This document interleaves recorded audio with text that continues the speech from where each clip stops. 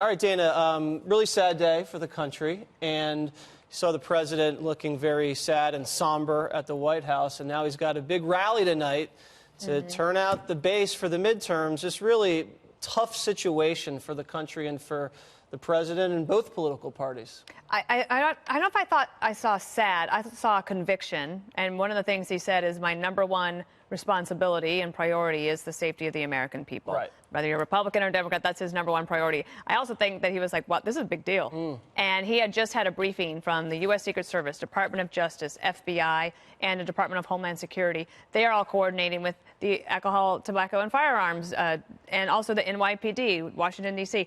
This is something that they train for. They plan for. It is unfortunate. The good news for America is that the U.S. Secret Service, very good investigators. Right? They have great leads. They have an ability to track this stuff down. Plus, thankfully, because none of these devices detonated, they have the evidence to be able to look through, find the fingerprint, cross-check it with possibly any social media posts. I'm not trying to downplay it. It's extremely serious. There could be more out there. But the full weight of the American justice system and our investigative capabilities makes it much more likely that this individual or this group will be caught sooner than later. Hopefully as soon as possible. Greg, what do you think about the targets here? All high-profile Democrats, former presidents, and very harsh critics of this president. Just a series of mail bombings sent to these individuals. Does this make any sense to you?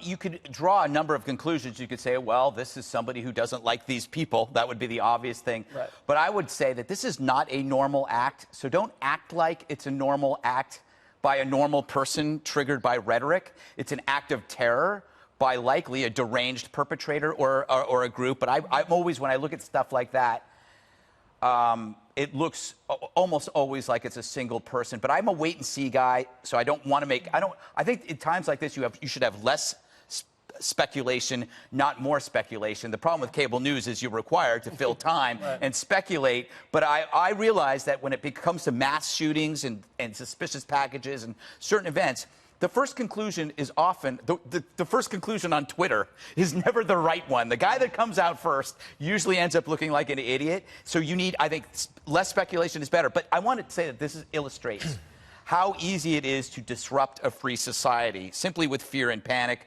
One person or a handful of people can have an impact of millions with boxes, pipes, and postage. And it's and I think the upside to this is that it is so shocking because it's rare. And we have to remind ourselves it shocks us because it's rare. Because back in the 1970s, this wasn't rare. This was a common problem. There were actual terror groups, domestic terror groups, more than a handful of them who were setting bombs, pipe bombs, trying to kill police officers, actually blowing up themselves.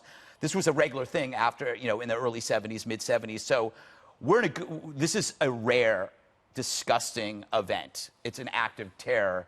But to go and try to speculate on anything without first having an arrest or a suspect, I'd stay away from it. I think recently Trump family members received white powder in the mail, and then some Trump cabinet officials, Juan, received ricin. But this looks like it's taken to a whole nother level when you look at the level of Democratic, office holders, former presidents, former attorney generals, and George Soros, who's, very, very influential person in the Democratic Party in terms of fundraising and things like that. What do you make about today's events? Well, when I was listening to you guys talk about the rally tonight and how the president would have to walk a tightrope, what strikes me is that his rhetoric is quite incendiary at these events. And I don't think that this is representative of his supporters in any way, but I do think that there are people out there who hear him very clearly when he says, oh, those Democrats lock up Hillary Clinton, Barack Obama, he's not really an American, and these people want to do away with ICE. They don't want borders. These are people who want to turn America into Venezuela. I mean, the rhetoric. And then, of course, he's the one who always says, go ahead and punch him. I'll pay your legal bills. The big problem around here is that we don't want to hurt anyone anymore. That kind of rhetoric, I don't care if you're a Republican or Democrat, really does invite violence. And then you see this today. And, of course, I think for people on the left, the instinct, and I think it's a mistake, would be to jump and say, I know exactly the source of this. The fact but you just did. No, I didn't. You just said it's rhetoric. No, I said that what you see at those rallies, and I think that you and Dana both spoke to this, at times he uses fear to stir his base.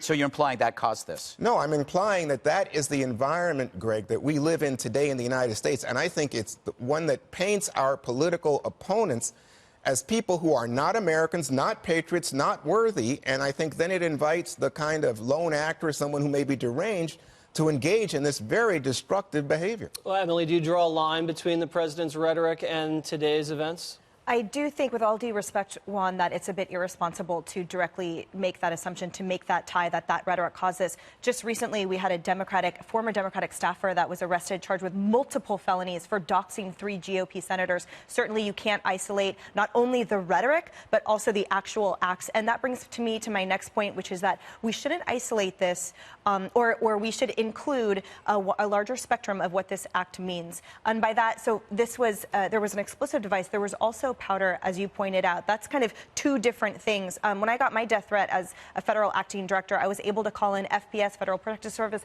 OPD. I mean, they were at that guy's doorstep within 30 minutes. And my point is that the resources, there's a whole spectrum of them dedicated to ensuring that nothing does fall within the cracks, and that they treat every threat, you know, the word credible threat, that's a misnomer. Every threat is credible. Nothing is isolated or ignored, because all it takes is one, and that speaks to the integrity of the Secret Service, and as well as the FBI and the other agencies.